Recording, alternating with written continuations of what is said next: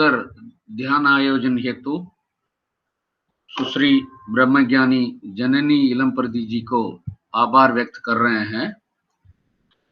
अब सत्संग के अगले चरण के रूप में दैनिक दिव्य चिंतन जो महर्षि द्वारा प्रदत्त है उसका हिंदी रूप आपके सामने प्रस्तुत किया जा रहा है।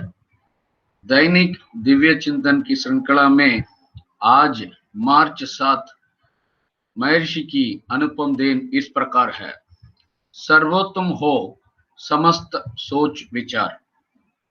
किसी दुर्विचार को एक बार मन में प्रवेश करने देते हैं तो फिर से उसके जागरण को रोकना उतना आसान नहीं है। अतिथि घनिष्ठ होने पर भी तिरस्कृत मुग भावना का सहन नहीं करेंगे। विचार को भगाते रहने पर वही बार बार वापस आता रहेगा। कारण यह है कि विचार को भगाते समय आप उसी सोच में रह जाते हैं। यही नहीं, किसी ऐसे दुर्विचार को मन में स्थान नहीं देना है कि सोच ही रहा, कार्य पर तो बढ़ नहीं रहा हूं। परिणाम के भय से उक्त विचार के मार्ग पर आप तो प्रवृत्त नहीं होंगे, परंतु उठा हुआ विचार कभी व्यर्थ नहीं जाता।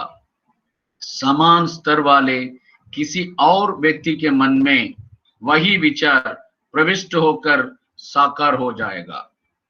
विचार की प्रबलता यही है। इसके अलावा कभी कार्य प्रवृत्त न होने के उद्देश्य सहित किसी दुर्विचार को मन में स्थान दे देने पर उक्त विचार आप में ही उद्वेग और उत्साह जगाकर साकार हो जाने हेतु निरंतर प्रयास करता रहेगा। इसीलिए तिरुवल्लुवर महोदय ने कहा है, सदैव अहित है विचार यही, छल से अपनाए पराये धन। सर्वोत्तम हो समस्त सोच विचार। पूज्य महर्षि। अगले चरण के रूप में सुविचार प्रस्तुत करने हेतु हमारे बीच पधारे हुए हैं श्रीमान अरुणनिधि उमेश चंद्र महोदय। हम उनका इस सत्संग में सादर आमंत्रण देते हैं। श्रीमान उमेश चंद्र जी स्टेट बैंक से रिटायर हुए हैं, सेवानिवृत्त हुए हैं। मुंबई में मनोसमृद्धि कला का अध्ययन इन्होंने किया है और महर्षि के सिद्धांतों से प्रेरित होकर महर्षि के सिद्धांतों के प्रचार प्रसार में लगे हुए हैं।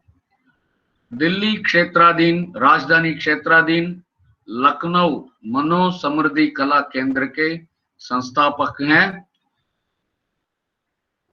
अपने को महर्षि के सिद्धांतों के प्रचारक के रूप में हर वक्त सोचते रहते हैं और उस कार्य में वो आगे बढ़ते रहते हैं।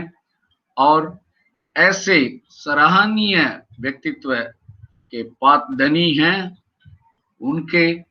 उनसे हमारा अनुरोध है कि वो अपने सुविचार से इस सत्संग को भव्य बनाएं। श्रीमान उमेश चंद्र जी।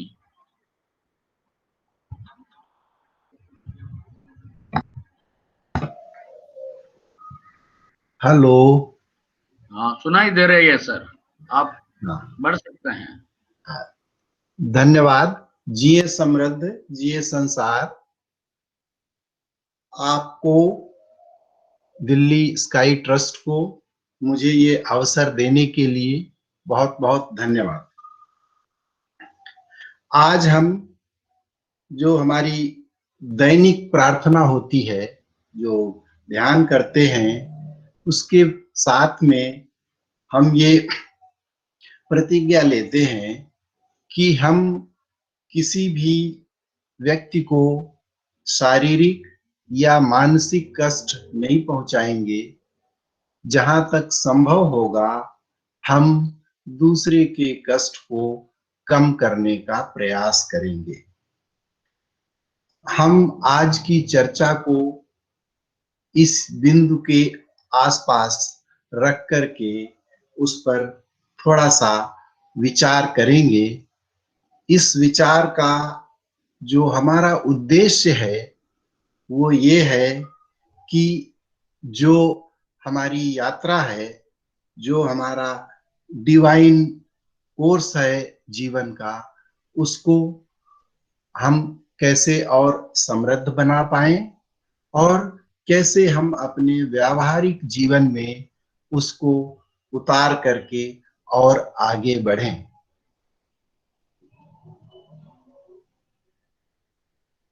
हम जब आज की वार्ता कर रहे हैं तो ये चीज हम मानकर चल रहे हैं कि हमारे सारे सहयोगी, जो हमारा स्काई सिस्टम का जो मूलभूत सिद्धांत है, जो ऊपर से नीचे को ब्रह्मांड को समझ करके और व्यक्ति को उससे जोड़ने की विचारधारा और प्रक्रिया को बल देता है। मेरा बोलने का स्पीड ठीक है या कुछ आप धीमे या तेज सुनना चाहते हैं? ठीक है सर, ठीक है सर, गति ठीक है।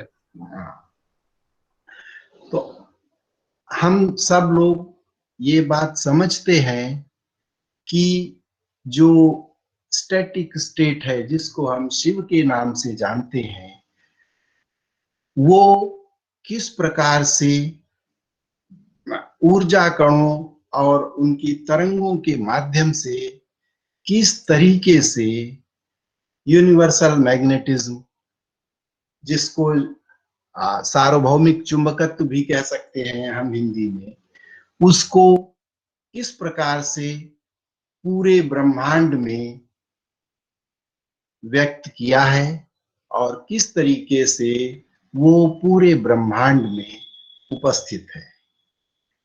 यही चुंबकत्व जब व्यक्ति के अंदर उपस्थित होता है तब हम उसको बायोमैग्नेटिज्म के रूप में समझते हैं, जो कि हमारे जीवन का आधार है। जो मानव जीवन है, जैसे कि हम सब लोग जानते हैं कि मानव जीवन जो जीवन की श्रृंखला है, व्यक्त जीवों का जो पूरा समूह है, मानव जीवन उसके शिखर पर है। जबकि हम ये कहकर के किसी दूसरे जीवों को कम समझने का प्रयास नहीं कर रहे हैं। हम केवल ये समझना चाहते हैं या इस बात पर विचार करना चाहते हैं कि मानव को जो विशेष गुण, जिसको कि हम सिक्स्थ सेंस कहते हैं, विचार करके और उसका एनालिसिस करके हम किस तरीके से अपने क्रियाकलापों में और अपनी जो वृद्धि है, जो हमारा दैवीय पथ है, उस पर हम किस प्रकार से और उसको आगे बढ़ा सकते हैं। थोड़ा सा सांसारिक रूप से अगर हम देखें तो हम रोज जब ये बात अपने प्रेयर में बोलते हैं, अपनी प्रार्थना में कहते हैं कि हम किसी को शारीरिक या मानसिक रूप से कष्ट नहीं पहुंचाएंगे। अब अगर हम इसको थोड़ा रिफ्लेक्ट करें, अपने मन में सोचें, क्या हम जब अपने ध्यान के बाद दिन भर 24 घंटे के जो हमारे क्रियाकलाप होते हैं, जो दूसरे लोगों के साथ हमारा संपर्क होता है, चाहे वो वातावरण हो, चाहे वो कार्यालय हो, चाहे वो परिवार हो, क्या हम वहां पर इन बातों को, इस बात को कि किसी को हम शारीरिक या मानसिक कष्ट नहीं पहुंचाएंगे, उसको हम व्यावहारिक रूप में पालन कर पाते हैं, या ये पालन करने में हमें कुछ कष्ट होता है या हमें कुछ असुविधा होती है। आप सब ने महाभारत के बारे में बहुत पढ़ा होगा। उसका एक बहुत छोटा सा दृष्टांत मैं आपको बताता हूँ। गुरु द्रोणाचार्य जब कौरवों पांडवों को शिक्षा दीक्षा दे रहे थे, तो एक पाठ उन्होंने सभी कौरवों और पांडवों को पढ़ाया कि सदा सच बोलो। और जैसे कि शिक्षा का नियम था, अगले दिन सभी शिष्यों से पूछा गया कि भाई कल जो पाठ पढ़ाया गया था वो आपको याद हो गया? सब लोगों ने एक एक करके बोला कि हाँ, मुझे जो है याद हो गया, सदा सच बोलो। एक युधिष्ठिर ही ऐसे थे जिन्होंने कहा कि मुझे ये याद नहीं। दूसरा दिन, तीसरा दिन, दिन पर दिन बीतते गए और रोज उनसे पूछा जाता तो वो ये कहते कि मुझे ये याद नहीं हुआ। लेकिन हम सब लोग जानते हैं कि जीवन में शायद सदा सच बोलो का सारे कौरव पांडवों में अगर सबसे ज्यादा किसी ने जो है अनुपालन किया तो शायद वो युधिष्ठिर ही थे। कहने का अर्थ केवल ये है कि हमारी ये जो विचारधारा है कि हम दूसरे को कष्ट नहीं पहुंचाएंगे, उसको हम कैसे आत्मसात करके अपना जो मेरा लोक व्यवहार है, जो मेरा दिन प्रतिदिन का व्यवहार है, उसमें कैसे उसको उतार करके और न केवल हम अपने जीवन को समृद्ध कर सकते हैं। यहाँ मेरा समृद्धि का अर्थ आर्थिक समृद्धि से नहीं, यहाँ मेरा अर्थ इनरिचमेंट से है। तो कैसे हम अपने जीवन को समृद्ध कर सकते हैं और साथ ही साथ कैसे दूसरों लोगों की समृद्धि में हम सहयोगी बन सकते हैं।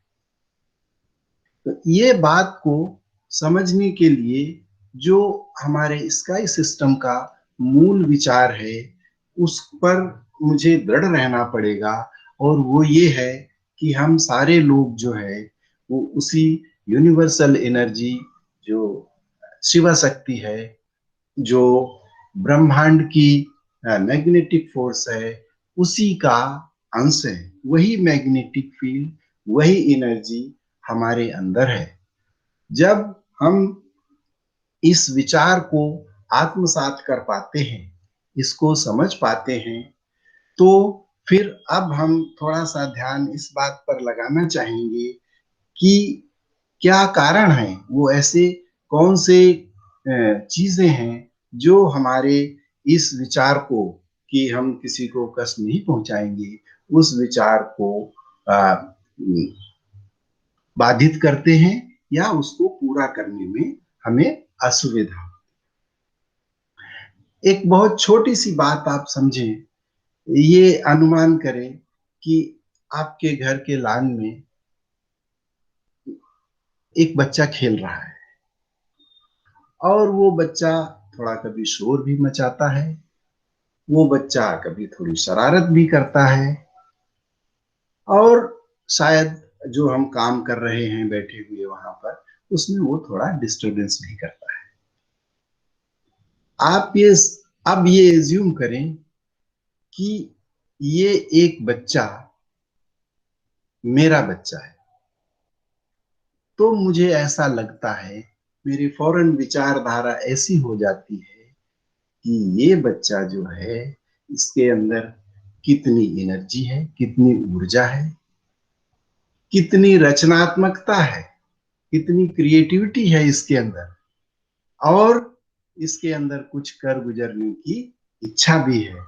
इसलिए इस बच्चे के किए हुए ये सारे क्रियाकलाप हमको बहुत सुख देते हैं, आनंद देते हैं, और हम ये बात बिल्कुल नजरअंदाज कर देते हैं, भूल जाते हैं कि ये बच्चा कि ये बच्चे का जो क्रियाकलाप है वो मेरे काम में कोई व्यवधान उत्पन्न कर रहा है। अब इसी के साथ तुरंत दूसरी स्थिति, वहीं उसी लाइन में उतना ही बड़ा एक दूसरा बच्चा खेल रहा है जो मेरा बच्चा नहीं है। वो बच्चा भी वही काम कर रहा है जो पहले वाला बच्चा कर रहा था। थोड़ा कुछ शोर मचा रहा है, थोड़ा कुछ शैतानी कर रहा है, थोड़ा कुछ और उठापटक कर रहा है। अब मैं इसको जो है ये देख करके मुझे लगता है, अरे ये बच्चा तो इतना शोर मचा रहा है, ये तो इतनी शैतानी कर रहा है, लगता है कि इसको किसी ने जो है अनुशासन नहीं सिखाया, इसको पता नहीं है कि कैसे व्यवहार करना चाहिए, और ये तो मेरे काम में डिस्टर्ब भी कर रहा है, व्यवधान भी डाल रहा है। जब ऐसा विचार हम करते हैं तो पता लगता है शायद ये दूसरे का बच्चा है जिसके क्रियाकलाप हमें गलत दिखाई दे। उदाहरण देने का उद्देश्य केवल इतना था कि जो हमारे आसपास बहुत सारी घटनाएं, बहुत सारी चीजें रोजमर्रा के जीवन में होती रहती हैं, उनको जब हम अपने और दूसरे के दृष्टिकोण में अंतर करके देखते हैं तो मुझे दूसरे की बात को सही तरीके से एप्रिशिएट करने में या समझने में थोड़ी असुविधा होती है। कई समय पर मेरे जो उस घटना के, उस क्रिया के, उस स्थिति के समय जो मेरी प्रतिक्रिया होती है, वो प्रतिक्रिया जो है वो इस बात पर निर्भर करती है कि उस चीज को देखने का मेरा दृष्टिकोण क्या है। क्या हम अपने दृष्टिकोण में और समावेशी होकर इस या होने वाली, आसपास होने वाली घटनाओं को देखने का अपना नजरिया बदल करके ऐसी मानसिक स्थिति में अपने को ला सकते हैं जहां की दूसरे व्यक्ति के दृष्टिकोण को भी समझने में सुविधा हो, और अगर ऐसा हम कर पाएंगे तो शायद हमारे विचारों में हमको कष्ट भी कम होगा। यहाँ जब हम कह रहे हैं कि ये मुझे दूसरे के दृष्टिकोण को समझना चाहिए, कहने का अर्थ ये बिल्कुल नहीं है कि यदि कोई आदमी दूसरों के लिए घातक काम कर रहे हैं या दूसरों को लार्ज स्केल पर, बड़े पैमाने पर नुकसान पहुंचा रहे हैं, उन सारे लोगों के कृत्यों को जस्टिफाई करना, सच समझना बिल्कुल नहीं है। उद्देश्य केवल ये है कि जो हमारे सामान्य दैनिक जीवन के आचार विचार में लोग जिस तरीके की स्थितियों पर क्रियाएं और प्रतिक्रियाएं देते हैं, क्या ऐसा वो जानबूझकर कर रहे हैं या किसी परिस्थितिवश वो ऐसा करने के लिए मजबूर हैं, बाध्य हैं। यदि हम इस दृष्टिकोण से छोटी छोटी क्रियाओं और प्रतिक्रियाओं को समझने का प्रयास करेंगे तो जो मेरा दूसरों को कष्ट न पहुंचाने का मानसिक तौर का जो संकल्प है, उसको पूरा करने में या उसको, जिसको बोलते हैं कि समझने में बहुत सुविधा होगी, ऐसा मैं समझता हूँ। मैं ऐसा तो नहीं कह सकता कि मैं इस बात को अपने जीवन में पूर्ण रूप से उतार करके मेरे मन में कभी नकारात्मक विचार आता ही नहीं, ऐसा कहना बहुत अतिशयोक्ति होगी। लेकिन मैं इतना जरूर कह सकता हूं कि इस मार्ग पर थोड़ा सा चलकर मैंने ये जरूर अनुभव किया है कि समुचित मात्रा में, जिसको हम कहेंगे सिग्निफिकेंट अमाउंट में, आप अपने नकारात्मक प्रतिक्रियाओं पर विजय पा सकते हैं। हम जब एक बात को ये समझ पाएंगे कि हम सारे ही उस ब्रह्मांड ऊर्जा के अंश हैं, और आज के दिन भले ही हम एक शरीर में उपस्थित है, लेकिन कुल मिलाकर के हम वो आत्मा है जो परमात्मा का अभिन्न अंग है और अभिन्न अंश है। जैसे मैं उस परमात्मा का अंश हूं, ऐसे ही दूसरे सारे व्यक्ति, दूसरे सारे जीव भी उसी परमात्मा का अंश हैं। जब हम ये बात पर को ज्ञान के रूप में नहीं, जब हम उसको आचार के रूप में, जीवन व्यवहार के रूप में जब हम इस बात को जान पाएंगे, तो हमें जो मेरा उद्देश्य है कि हम धीरे धीरे अपने आत्मबोध के मार्ग पर चलते हुए जब ये समझ पाए कि सारे लोग एक ही सोर्स से संबद्ध है, सारे लोग उसी का अंश है, और उनके जो आचार व्यवहार हैं वो शायद उनके अपने मन के नियंत्रण, मन की मना स्थिति, और किस प्रकार से वो अपने मन के सोच विचार के अधीन होकर के अपना आचार विचार और व्यवहार करते हैं, जिससे इनके जो मन में इन विचारों को डिफ्रेंशिएट करने के लिए मैं एक और छोटा सा उदाहरण देना चाहूंगा। जब हम जैसे नॉर्थ के लोग अभी अभी जाड़े की मौसम से गुजर चुके हैं, अभी तो समाप्ति की ओर आ गया है। अब देखते हैं कई बार लोग जाड़े से बचने के लिए आग जलाते हैं, अलाव जिसको हम बोलते हैं। जब हम अलाव जलाते हैं तो जलने से पहले हमें क्या मिलता है? सबसे पहले उसमें से प्रचुर मात्रा में धुआं निकलता है। धुएं के बाद फिर धीरे धीरे उसमें से लौ निकलना शुरू होती है। जैसे जैसे लौ जलती जाती है वैसे वैसे धुआं कम होता जाता है, और थोड़ी देर के बाद हम देखते हैं कि धुएं का तो कहीं नामो निशान नहीं है, केवल जो है ज्वाला है, प्रकाश है, गर्मी है। तो ऐसे ही जब हम अपने मन के नकारात्मक और सकारात्मक विचारों के बीच में झूलते हुए जब हम अपने आचार विचार को दिन पर दिन परिष्कृत करते हैं, तो धीरे धीरे जो नकारात्मक विचार है वो साइड लाइन होते जाते हैं, वो किनारे होते जाते हैं। मुझे उनको बांध के रखने की आवश्यकता नहीं है, ना तो उन पर बहुत ज्यादा विचार विमर्श करने की आवश्यकता है। मेरा ये मानना है कि यदि हम उनको एकदम इग्नोर करते जाएं, उन पर ध्यान नहीं दें, तो शायद ये उनसे मुक्ति पाने का, उनसे छुटकारा पाने का एक बेहतर साधन हो सकता है।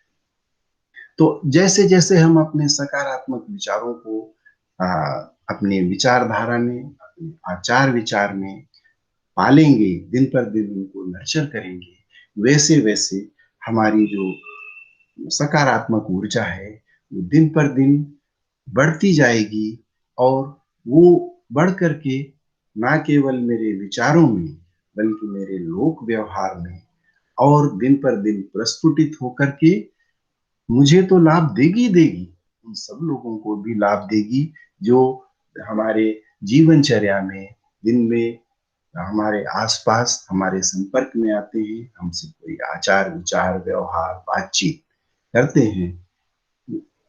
जब हम एक सकारात्मक विचार को दिन पर दिन बढ़ाएंगे और यही मेरी जीवनचर्या होगी, तो मैं जानबूझकर या अनजाने में ही एक सकारात्मक प्रगति के पथ पर बढ़ता जाऊंगा।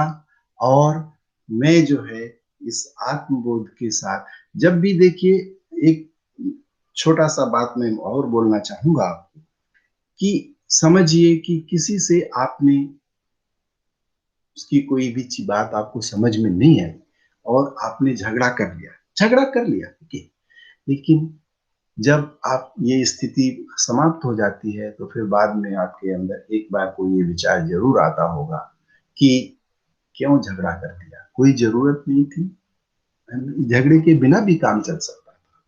इसी प्रकार से जब आप सोचेंगे तो शायद अगली बार झगड़े को आप अवॉइड करने की कोशिश करें।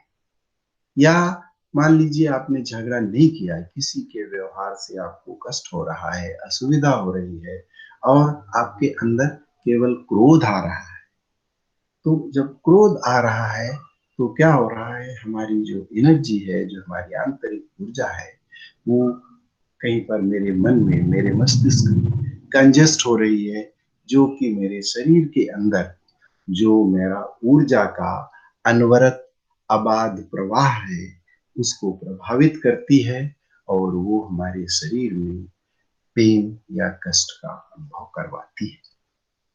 मैं ये समझता हूं कि ये मेरा विमर्श शायद आपके थॉट प्रोसेस को कुछ नए आयाम देने में, यदि एक डायरेक्शन देने का काम कर पाएगा, तो आपने जो मेरे अपना अमूल्य समय मेरे इस विचार को सुनने के लिए दिया है, तो वो बिल्कुल जो है आगे आकर के फलीभूत होगा।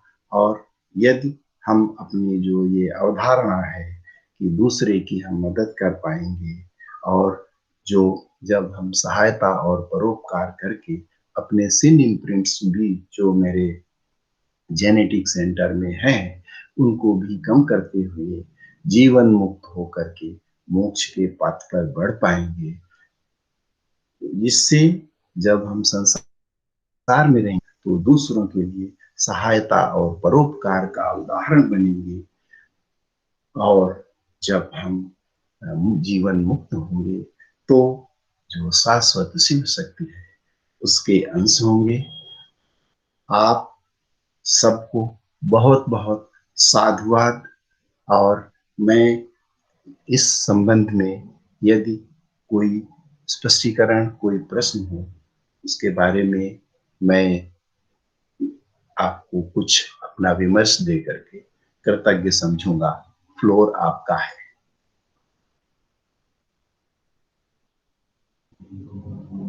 जिये संसार, जिये संसार, जिये समृद्ध।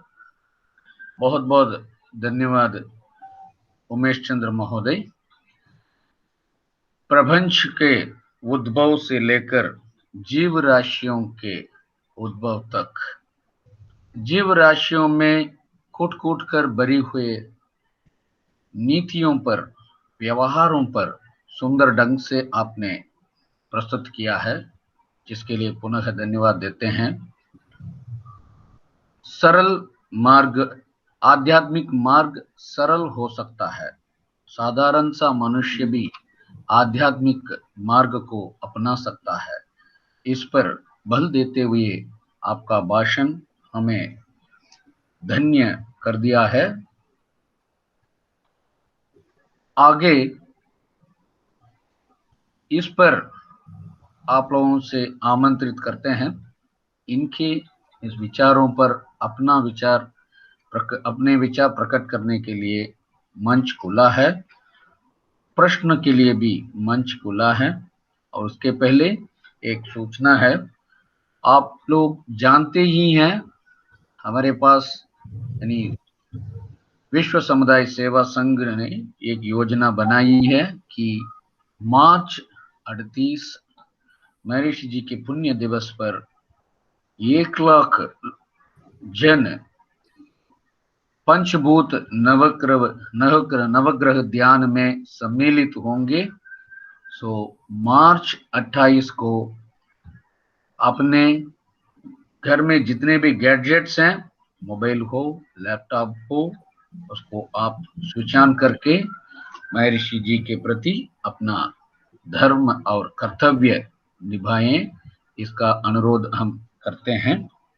और अपने आसपास के लोगों को भी निरंतर प्रेरित करते रहिएगा। रविवार के इस सत्संग में भी भाग लेने का, और मार्च 28 को पंचभूत नवग्रह ध्यान में भाग लेने के लिए अब मंच खुला है। आप अपनी तरफ से अनम्यूट करके, रेस हैंड बटन दबाकर अपनी तरफ से अनम्यूट करके कोई प्रश्न हो तो या विचार हो तो प्रकट कर सकते हैं। धन्यवाद। जी समृद्ध, मैं नरेश बोल रहा हूँ। बहुत बहुत धन्यवाद। पहले तो तुरीय ध्यान के लिए जननी जी को जननी को तो हम पिछले 3 साल से देख रहे हैं, जैसे उन्होंने कॉलेज जा रही थी और पहले फाउंडेशन कोर्स ज्वाइन की, फिर उसके बाद तो नो गो बैक, लाइक हर एक सेशन में जो भी इंट्रोस्पेक्शन था, ब्रह्म ज्ञान था, जितना भी उनका टाइम था, but she used to come and support. But अभी तो it's very nice to participate in the group. Thank you Janani ji. और उमेश चंद्र जी का तो भाषण तो एकदम क्लास। एक्चुअली बहुत बार इनसे बात होती रहती है, बट फिर भी ऐसा पहली बार मौका मिला कि उनसे स्वामी जी के तत्व पूरा सुनने का। मन में तो हमेशा ये रहता था कि लाइक हम जैसे उत्तर प्रदेश भारत का इतना बड़ा राज्य है, बट हाँ, विश्व समुदाय सेवा संघ या कुंडली योग इधर कैसे हम पहुंच जाएंगे, कैसे होगा, क्या होगा, स्वामी जी का क्या प्लान है, ये सब सवाल हमेशा आता रहता था। बट उमेश चंद्र जी के आज भाषण सुनने के बाद तो एटलीस्ट ये वो वाला संकट तो निकल गया मन से। तो अभी उमेश जी लखनऊ सेंटर ही नहीं, पूरे उत्तर प्रदेश में विश्व समुदाय सेवा संघ को आगे लेके जाने का काम आई थिंक मुझे लगता है स्वामी जी इन्हीं से करवाएंगे। बहुत बहुत धन्यवाद सर। मतलब महाभारत से लेके अलान तक, मतलब हर एक चीज इतना सिंपली और बहुत सरल तरीके में समझाया। आई थिंक बहुत लोगों को ये फायदामंद होगा। बहुत बहुत धन्यवाद। ऐसा हमेशा आते रहिए और आपका विचार सबको बांटते रहिए। जी समृद्ध। नरेश जी कोई प्रश्न? धन्यवाद सर।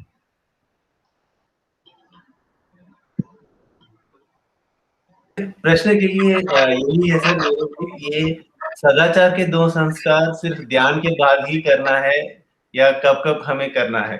कब कब हमें वापस अपने मन में दृढ़ बनाना है इसके ऊपर? नरेश जी, हेलो। हाँ, गति है सर, सुनाई दे, आवाज सुनाई हाँ जी। हाँ नरेश जी, मैं इसके लिए केवल एक ही बात बोलना चाहूंगा कि नारदर मीडिया में, उत्तर भारत में ये सबसे प्रचलित जो है ये महाग्रंथ है, जिसको कि रामचरितमानस कहते हैं। इसमें तुलसीदास जी ने बहुत सरल तरीके से ये कहा है कि जिनके जिन पर सत्य सनेहु, मिलई सो ही नहीं कछु संदेहु। इसका अर्थ ये है कि हमारे मन में विचार दृढ़ होना चाहिए कि अगर हमने ये निश्चय कर ले कि मुझे ये काम करना ही है, मुझे दूसरे को कष्ट नहीं पहुंचाना है, दूसरे की मदद करनी ही है। हर जीवन में, हर काम में चैलेंज आते हैं। जब ईश्वर ने अवतार लिया दुनिया में, उनके जीवन में भी बहुत सारे चैलेंज आए, लेकिन उन चैलेंजेस से हमको सीख लेकर के हमारे अपने आप को और दृढ़ बना करके हम अपने रास्ते पर और मजबूत तरीके से चल सकते हैं। मैं यही कह सकता हूँ। धन्यवाद, धन्यवाद उमेश जी। जी समृद्ध।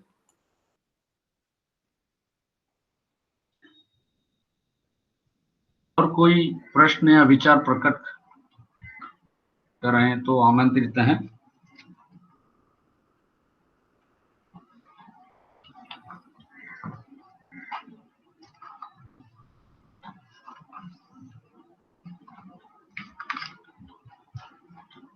अगर कोई प्रश्न नहीं तो समापन की ओर बढ़ सकते हैं सर। हाँ बिल्कुल, हम समापन कर सकते हैं। ठीक है सर। सब लोगों से निवेदन है, तुरीयावस्था पर आ जाएं। आज ध्यान और सुविचार से